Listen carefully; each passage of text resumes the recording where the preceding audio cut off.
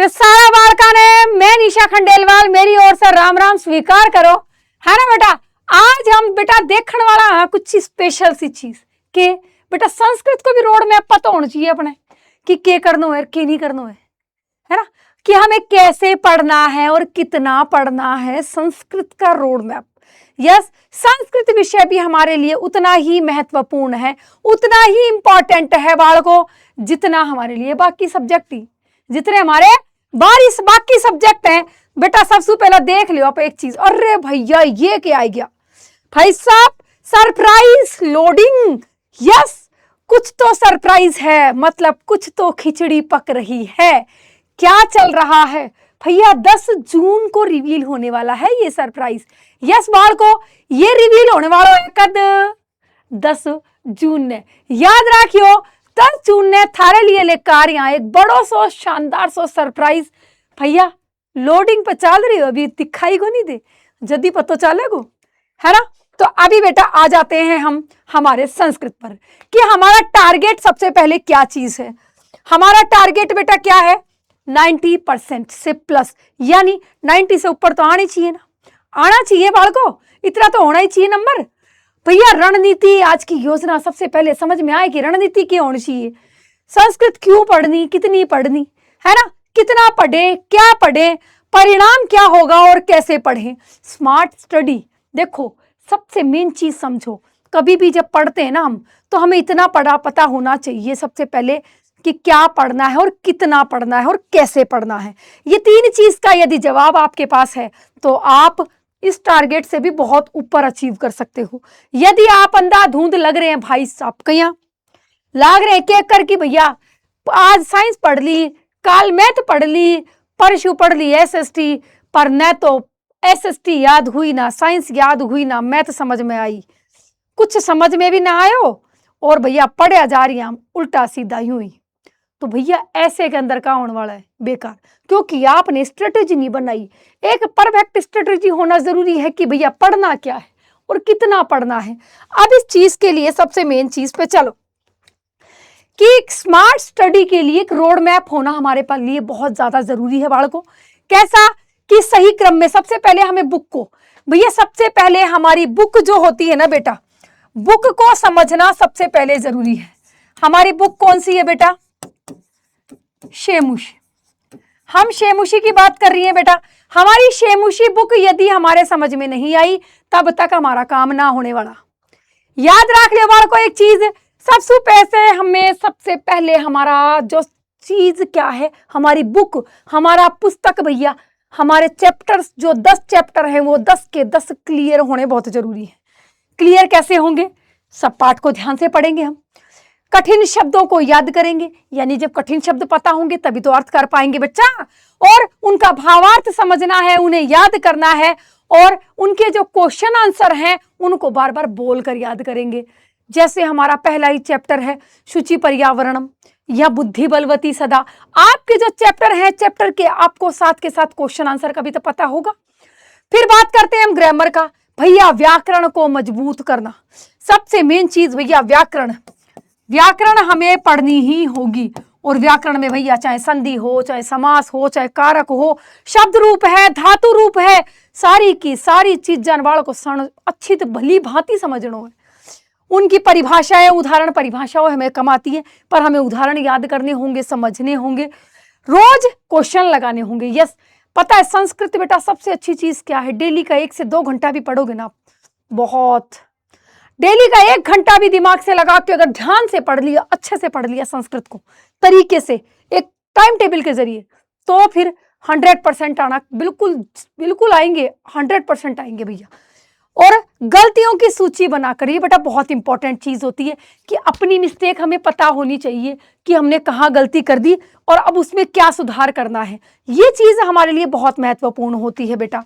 बात करते हैं रचनात्मक, जहां आता है हमारा पत्र चित्र वर्णन, पत्र और चित्र वर्णन दोनों चीजों का पता, यानी सबसे पहले रचनात्मक चीजों का पत्र लेखन हो गया, चित्र वर्णन हो गया, संवाद लेखन हो गया, इनका अभ्यास करना। रोज एक लेखन कार्य करें, जरूरी नहीं मैं कहती हूँ रोज एक लेखन कार्य करो, पर इतना करो कि प्रार्थना पत्र जो है कि पता ही है बीमारी का आता है कि शादी का आता है कि कौन सा आता है, फिल इन द ब्लैंक्स में आते हैं, उनको कैसे फिल करने हैं। तो एक स्ट्रेटेजी के हिसाब से काम करोगे तो जरूर बन जाएगी ये सारी चीजें।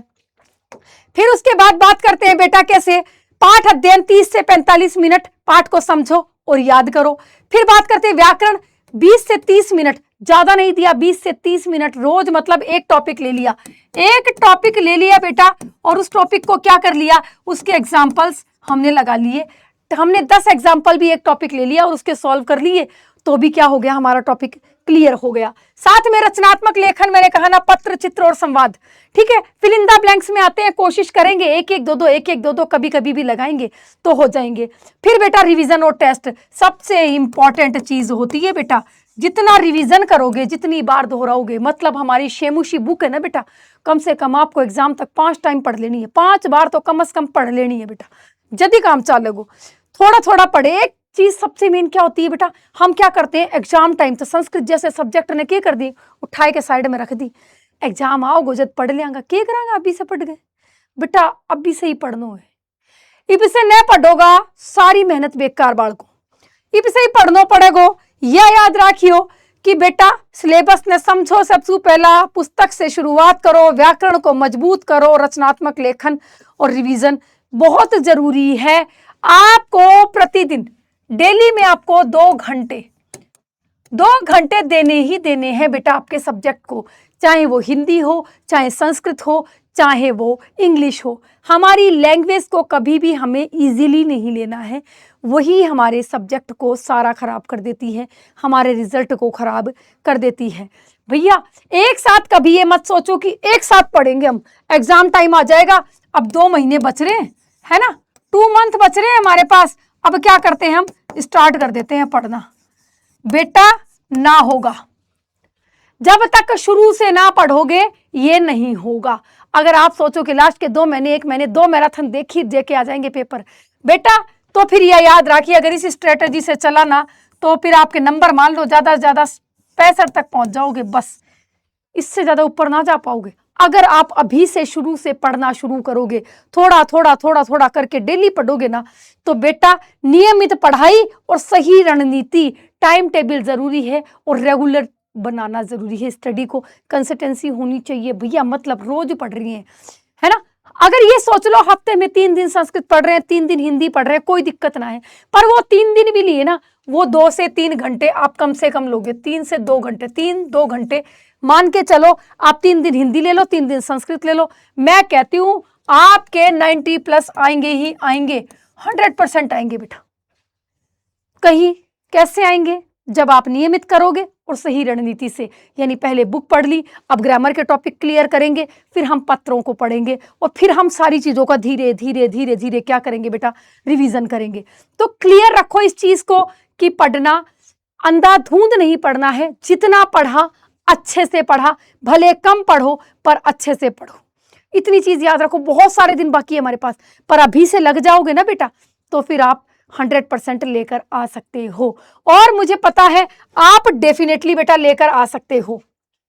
ठीक है, डेफिनेटली आप ला सकते हो मेरे रसगुल्ले। तो इसलिए अच्छे से पढ़ो और सही दिशा में पढ़ो, रोड मैप के साथ, यानी एक सही दिशा समझ में आनी चाहिए कि अच्छा पहले 10 चैप्टर खत्म करने हैं, चैप्टर्स के क्वेश्चन आंसर लगाने हैं, उसका अनुवाद बराबर करना है, कम से कम 5 बार एग्जाम तक पुस्तक पढ़नी है, 2 से 3 बार हमें ग्रामर के क्वेश्चंस लगा लेने हैं सारे, फिर रचनात्मक बच गया हमारा पत्र, संवाद और चित्र। भैया 5-5, 10-10 एग्जाम्पल भी हम 1-1, 2-2 महीने में 2-2 भी करोगे ना तो एग्जाम तक ढेर सारे हो जाएंगे, यानी पूरा कॉन्सेप्ट क्लियर। तो क्लियर है बेटा, अच्छे से पढ़ना है।